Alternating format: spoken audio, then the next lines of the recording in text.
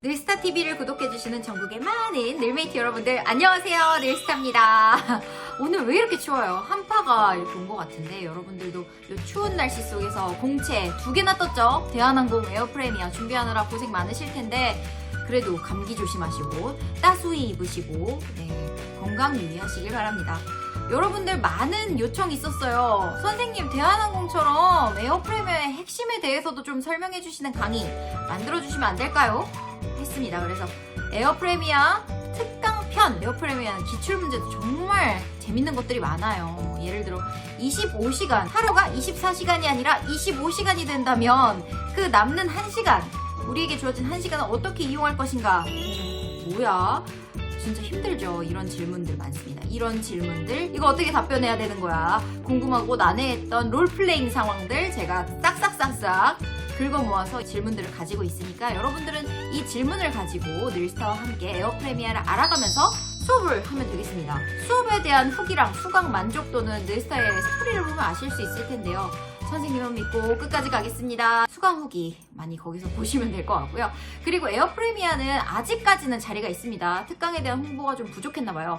여기 이렇게 제가 일정을 입 아프니까 띄워드릴게요. 이거 보시고 기왕이면 4개를 다 신청하시면 더 많은 것을 얻어가겠지만 신청을 못하시고 일정이 내가 좀 안된다, 부득이하다 이런 분들은 원데이 클래스식으로 하실 수도 있으니까요. 아직도 팔로우 안 하시는 분 안 계시죠? 예승이 중에 NEUL_STA입니다. 늘스타 인스타그램 들어오셔서 스토리 알림 설정하시고 저의 모든 소식 보시고 그리고 DM으로 문의를 주시면 제가 빠르게 답장 드릴 수 있으니까 강의에 대해서는 DM 문의 주시면 좋겠습니다. 에어프레미아는 자기소개서를 쓰면서도 제가 지난 영상 올려드렸죠. 인재상 10가지나 있습니다. 프레미안의 원칙, 프레미안 웨이즈 라고 되어 있지요. 이런 걸 보면서 수평적인 조직 문화를 가지고 있다는 것과 그리고 굉장히 신인의 참신한 아이디어 이런 것들을 보고 있다는 점, 아직 뭔가가 갖추어져 있지 않은 신생항공사의 특성상 많은 것들에 대한 제안을 할 수 있고 어학 실력도 이왕이면 좀 있으면 좋겠죠. 글로벌 감각도 있으면 좋겠고 사회 경험도 좀 있으면 좋겠습니다. 그런 것들을 다 보고 자기소개서를 보고 여러분들을 뽑을 거예요. 그러면 면접에 갈 때는 무엇을 공부하고 가느냐? 에어프레미아가 우선 어떤 항공사인지 먼저 아셔야겠습니다. 에어프레미아 풀 서비스 캐리어 FSC보다는 가격이 조금 더 저렴하고 가성비 있게, 그리고 LCC 로우 코스트 캐리어 티웨이 항공, 제주항공, 에어서울 같은 그런 항공사들이죠. 저비용 항공사보다는 저비용 항공사, 너희는 단거리만 가니 우리는 중장거리 노선을 취향한다. 뭐 이러면서 중간에 포지셔닝을 잡는다는 느낌으로 HSC라고 부릅니다. 하이브리드 서비스 캐리어라는 뜻이겠지요. 고품질의 저가격 하이브리드 항공사로서 경쟁력이 충분히 있다고 봅니다. 국내 유일의 중장거리 전문 항공사인데요. 현재는 지금 취향지 노선을 보니까 싱가포르, 미국의 LA, 베트남의 호치민을 취향하고 있고요. 이달부터 일본에 대한 수요가 미어 터집니다, 여러분. 그래가지고 뉴스에서도 난리가 났죠? 항공권이 없어서 못 산다. 항공권 금액이 도쿄 기준 왕복 40에서 60까지 올랐다. 네, 이러한 미어 터지는 일본 수요에 맞춰서 에어프레미아도 지금 보니까 예매 단계에서는 취향지에서는 빠져 있는데 그 취향지 공항 보면 나리타 공항이 들어가 있어요. 그래서 기사를 찾아보니까 일본 나리타까지 뛰어든다고 하네요. 그래서 일본어학을 전공을 하거나 이런 일본어 쪽에 관심이 있는 늘스타 같은 지원자는 또 약간의 플러스 점수가 되겠죠. 이런 부분 어필하시면 좋겠습니다. 그리고 애초부터 에어프레미아는 미주의 서부 노선에 대해서 굉장한 애정도를 보여주었습니다. 이런 부분도 기억하시고 또 앞으로 유럽 노선에 대한 포부까지 밝혔어요. 점점 노선을 확장하고 우린 장거리 노선 이렇게 좀 계획을 많이 하고 있다 하니까요. LCC는 감히 엄두내지 못하는 장거리 노선 많이 선보일 예정이니까 내가 영어라든지 유럽 관련한 언어들, 뭐 스페인어라든지 그런 것들, 제가 할 수 있는 것들, 외국어 전공자들 많이 지원해 주시면 좋겠고요. 나 외국어 못한다! 그러면은 서비스 경험으로 어필을 하셔야죠. 내가 전문 인력이다. 서비스직에서 이렇게 근무 경험들이 많다. 이런 것들 어필하셔야 되겠고요. 만약에 그런 게 없으면 회사에 대한 열정을 보여주셔야겠죠. 에어프레미아에 대한 공부를 확실하게 해가셔야 되는데 어떤 거를 확실하게 해가야 되냐. 이어서 바로 설명해 드리겠습니다. 에어프레미아가 기존 항공사에 비해 고객한테 내세우는 점이 뭘로 보이시나요, 여러분? 대형사보다는 가격이 저렴하다. LCC 항공사보다는 우리가 장거리를 간다. 네, 맞습니다. 그렇다면 우리는 여기서 뭘 알아야 할까요? 바로 어떻게 장거리를 갈 수 있는지 보유 기종에 대해 자세히 봐야 될 거고요. 그리고 대형 항공사보다는 저가격의 정책을 편다면 FSC에 견줄 만한 기내 서비스는 어떤 것들이 제공이 되는지, 자리는 대체 얼마나 넓은 건지 그 좌석에 대해서도 이해를 정확히 하셔야 됩니다. 정리하자면 기종의 특성, 좌석의 특성, 제공하는 서비스와 가격인데요. 첫째, 보유 기종부터 살펴봅시다. 제가 화면을 좀 보면서 정확한 정보를 전달해 드려야 되니까 눈이 살짝 아래로 시선이 떨어져도 양해를 부탁드릴게요. LCC 항공사는요, 주로 소형 기종을 사용해서 장거리로의 수입 창출이 어려웠어요. 하지만 중장거리 노선에 대한 국민 수요 증가로 인해서 이 에어프레미아 항공은 보잉 787-9, 보잉에서 뭐라고 부르죠? 이 별명을 드림라이너, 꿈의 항공기라고 합니다. 드림라이너 기종을 데리고 왔습니다. 이게 왜 꿈의 항공기이냐? 우선 보잉사 기준으로 했을 때는 승객을 최대 440명까지 실어 나를 수 있는 엄청난 대형 항공기고요. 항속거리는 14,140km로요. 이걸 비행시간으로 환산하면 약 16시간 35분가량까지도 날아갈 수 있다고 합니다. 기체 자체가 탄소 복합 소재로 기존의 비행기들에 비해서는 더 가볍지만 내구성은 더 단단하고 튼튼해졌고요. 여러 개의 철판을 못과 나사로 이렇게 덧붙였었던 기존의 방식에 벗어나서 탄소 복합 소재를 하나의 테이프처럼 겹겹이 쌓아가지고 붙여 넣는 그런 하나의 통으로 만들어졌대요. 그래서 이걸 영어로 one piece better라고 하죠. one piece, 하나의 better, 통, 하나의 원통형이다. 이해가 되시죠? 아무튼 나사와 못, 철판떼기 이런 것들이 없어졌으니까 기체가 가벼워지면 어떻게 되죠? 연비가 좋아집니다. 그래서 연료의 효율성은 높아졌고요. 이산화탄소 배출량도 줄어들어서 환경과 지속 가능한 성장 가능한 그런 친환경적인 항공기로, 정말 단점이 뭐죠? 나쁜 게 뭐죠? 이런 좋은 항공기입니다. 그래서 드림라이너인가 본데요.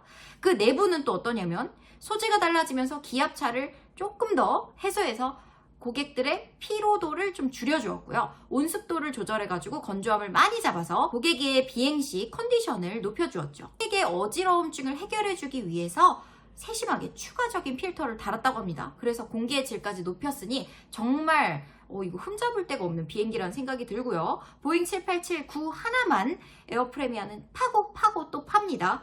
그래서 정비를 하는 면에서도 부품들도 다 이제 단일화되어 있고, 정비사님들도 이제 787-9만 계속 보시니까 얼마나 전문가들이시겠어요. 수급도 되게 더 빠르겠죠. 그래서 정비면에서도 가성비가 빠른 수급, 전문 인력 투입까지 더욱 원활해진다는 점도 우리는 알 수가 있겠습니다. 자, 그렇다면 두 번째, 에어프레미아의 좌석은 어떻게 이루어지는지 한번 살펴볼까요? 에어프레미아는 단연 뭐가 생각납니까? 프리미엄, 이코노미. 네, 이 키워드를 빼놓고 갈 수가 없겠습니다. 이코노미와 비즈니스의 중간 좌석으로 합리적인 가격에 좌석은 좀 더 넓어지고, 비즈니스 클래스에 준하는 우선 탑승, 수화물 하기, 그리고 품격 높은 기내식 등등 부대 서비스를 제공받을 수 있는 좌석의 클래스인 거죠. 저비용 항공사들은 최대 강점이 뭘까요? 금액이 저렴하다. 그래봐야 2-3시간짜리 일본 가는 비행기인데 조금 발 좁고 낑겨가더라도 그냥 빨리 가지 뭐 물 한 잔밖에 제공은 안 되지만은 배고프면 컵라면이나 대충 사서 따로 먹고 내려서 맛있는 거 일본 가서 라멘 먹을 거야. 이런 분들이 저비용 항공사 탑니다. 그러면은 대한항공 비즈니스 클래스는 뭐가 좋아요? 일단 좌석이 막 발도 편하게 뻗을 수 있고, 이렇게 막 누울 수도 있고, 스테이크도 나오고, 와인도 다 막 무제한에다가 라운지 이용도 되고, 비즈니스 고객 우선 탑승, 수화물 우선 하기, 이런 것도 다 되잖아요. 에어프레미아의 후기들을 보면 확실하게 다릅니다. 자리에 준하는 수화물 우선 하기, 우선 탑승, 전용 카운터 다 되고요. 식사도 퀄이 굉장히 좋더라고요. 실제로 그 항공사를 이용한 고객보다 더 그 항공사를 잘 설명해 주는 것은 없습니다. 에어프레미아 탑승 후기가 누구 맘이 올린 거, 아니면 어떤 여행 전문 블로거가 올린 거, 이런 것들 보시면 기내식부터 엔터테인먼트 서비스 이런 내용들 다 나와 있어요. 그래서 보니까 기내식도 되게 예쁜 그릇에 한 상 차린 플레이스로 나오고, 연어 같은 경우도 고급 요리잖아요. 근데 돌돌돌돌 꽃처럼 말려있고, 초코 케이크도 막 이렇게 디저트도 같이 나오더라고요. 와인도 주고 너무 좋아 보였습니다. 그래서 이런 확실히 제공되는 서비스만 봐도요, LCC와는 비교 불가하고 FSC와 견주어도 괜찮습니다. 가격이 우선 싸기 때문에 괜찮죠? 자, 마지막으로는 셋째, 제공하는 에어프레미아의 서비스와 가격을 살펴보셔야지 LCC와 FSC 중간 사이에 HSC 하이브리드라는 포지션이 도대체 뭔지 알 수 있습니다. 우선 프리미아 42, 이코노미 35 이렇게 해서 인치로 나뉘죠. 이 기내 앞좌석 간격의 인치로 해서. 그래서 서비스도 조금은 다르게 진행됩니다. 두 가지 있어요. 이코노미 35, 좀 비싼 프리미아 42. 자, 비싼 프리미아 42부터 볼까요? 프리미아 42의 경우는 FSC에 준하는 이코노미식 음료 다 맛볼 수 있습니다.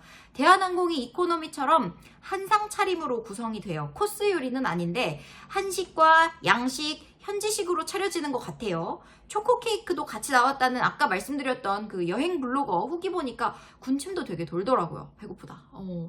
그 티, 와인 서비스도 다 되고요. 녹차와 커피, 와인 뿐만 아니라 맥주, 위스키, 탄산음료, 과일 주스까지 대한항공에서 해주는 거 다 해주니까 너무 좋은 것 같아요. 서비스하는 입장에서도 내가 뭔가 다양하게 하는 게 좋은데 LCC 항공사는 물론 특화 서비스나 이런 것들이 잘 되어 있긴 하지만은 물만 제공하고 나머지는 전부 다 유료다 보니까 내가 제공하는 서비스가 그렇게 많지 않은 것 같아서 서비스의 폭이 좀 좁다라는 서비스인으로 봤을 때 단점이 있을 수 있는데 이게 또 장점일 수도 있죠. 편하니까 일할 때. 하지만 내가 HSC인 에어프레미아에서 일을 한다면 식음료가 굉장히 전부 다 진짜 풀 서비스 캐리어처럼 준비가 되어서 제공이 그에 맞게 또 되기 때문에 내가 서비스의 폭을 굉장히 넓힐 수 있다. 이런 장점도 있겠습니다. 이코노미 35는 프리미아 42랑 뭐가 다를까요? 기존의 이코노미 좌석보다는 그래도 살짝, 아주 살짝 2, 3인치 정도 여유 있는 좌석이고요. 한상 차림의 식사, 커피까지는 되는데 이런 것만 봐도 LCC보다는 여전히 확실히 좋고 그치만 프리미아 42보다는 조금 간소화가 됐구나.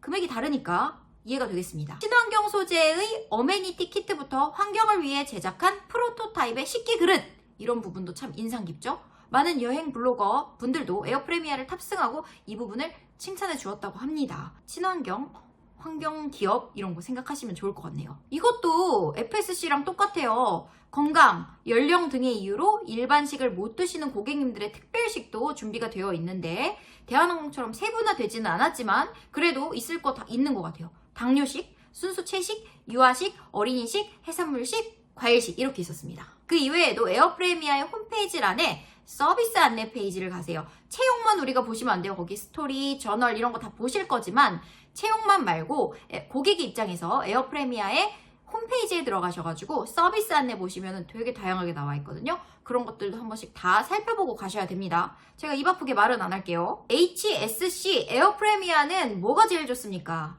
가격에 대한 포지셔닝이 좋은데요. 그냥 단순하게 회사에서 설명하는 것처럼 내가 장거리를 가거나 하는 것도 좋고 그리고 FSC보다는 70-80% 금액이 싸고 LCC보다는 살짝 비싼 포지셔닝이야 이렇게만 알면 될까요? 아니요. 진짜 예매를 해보셔야 돼서 제가 여러분들의 시간 단축을 위해서 예매를 한번 해봤어요.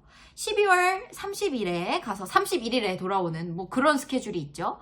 인천에서 베트남 호치민으로 떠나는 왕복 티켓을 직접 구매를 해봤거든요. 지금 사이트를 보면서 이야기를 드리고 있는데 대한항공의 이제 홈페이지 들어간 예약 기준이에요. 이코노미를 한번 보니까 왕복으로 96만 원이 나오더라고요. 대한항공 비즈니스는 지금 아무리 보려고 그러는데 2월, 3월까지 매진이에요. 호치민 되게 많이 간다, 그죠? 그래서 확인은 제대로 못했는데 제가 근무했을 때만 봐도 그 보통 이코노미 기준으로 2-3배 정도를 비즈니스 가격이라고 생각을 하시면 되니까 이코노미가 96만 원이었다면 왕복 한 비즈니스는 200-300은 나오겠다 이렇게 예상을 하시면 되겠네요. 그러면 그 중간 단계라는 에어프레미아의 이코노미 35는 얼마일까요? 이것도 자세히 보면은 라이트, 스탠다드, 플렉스 이렇게 세 가지로 나뉘는데요. 포인트 적립률이 조금씩 다르고 위탁 수화물의 무게가 다르고 사전 좌석 지정이 어디까지 되느냐 이런 것에 대한 차이가 있기는 합니다. 그냥 우리 스탠다드로 한번 검색해 볼게요. 왕복 49만 1,000원 나오네요. 대한항공 이코노미랑 비교를 했을 때는 단순 계산했을 때 47만 원이 쌉니다. FSC보다 확실하게 싸네요. 프리미아 42로 한번 검색해 볼게요. 얼마 나올까요? 이것도 디테일하게 스탠다드, 플렉스 이렇게 두 가지가 나뉘는데 스탠다드로 보겠습니다.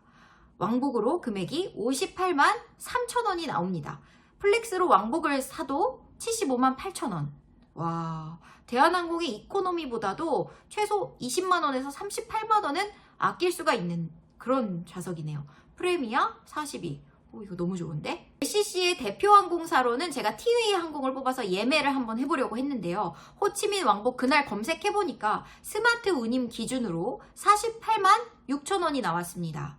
아까 이코노미 35, 에어프리미어에서 사면 왕복 49만원 나온 거 아시죠? 그러면은 기내식하고 커피도 주고 자리도 쬐끔이지만 넓고 대형 기종 7, 8, 7, 9로 운영이 되는데 여러분 만원 차이면 어디 타시겠어요? LCC 긴장하셔야 되겠네요. 이게 가격입니다, 여러분.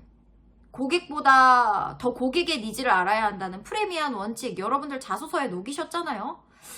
이렇게 직접 눌러보셔야 압니다. 기사 보고 홈페이지 보고 기존 대형사보다 7, 80% 싸다 이 정도에서 끝나시면 안 됩니다. 제가 직접 비교해보니까 얼마나 저렴해요. LCC랑도 별로 차이가 없잖아요.